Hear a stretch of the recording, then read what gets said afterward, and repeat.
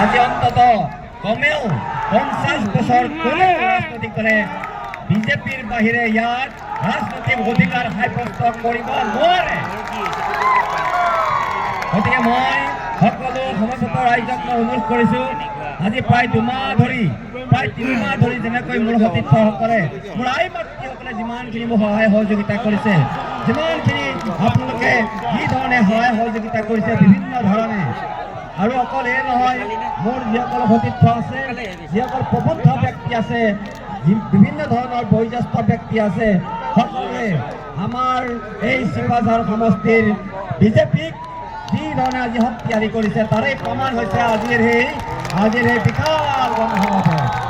মই এই সমাৱেশ, এই যিটো সংকল্প, এই সংকল্প মই ভাবোঁ এয়া আৰু ব্যক্তিগতভাৱে আপোনালোকে কৰা নাই, কাৰ কাৰণে কৰিছে?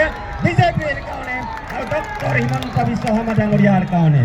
আমি দ্বিতীয়টো বৰ্ষৰ বাবে ডক্টৰ হিমন্ত বিশ্ব শৰ্মা ডাঙৰীয়াক আমি মুখ্যমন্ত্ৰী পাতিবই লাগিব আৰু আমাৰ খিলঞ্জীয়াৰ অধিকাৰ আমি সাব্যস্ত কৰিবই লাগিব। আমাৰ যি সাৰ্বভৌমত্ব, আমাৰ যি খিলঞ্জীয়াৰ যি সংকট আহি পৰিছে অসমীয়া জাতিৰ, এই সংকট নিৰাময় কৰিব পৰা মাত্ৰ এজন ব্যক্তিয়ে আছে, সেইজন হৈছে ডক্টৰ হিমন্ত বিশ্ব শৰ্মা।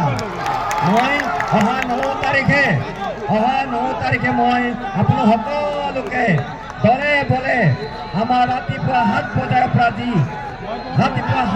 পৰা যি ধৰণে ভোট গ্ৰহণ হ'ব, এই ভোট দিবৰ কাৰণে মই আপোনালোকক অনুৰোধ জনাইছোঁ।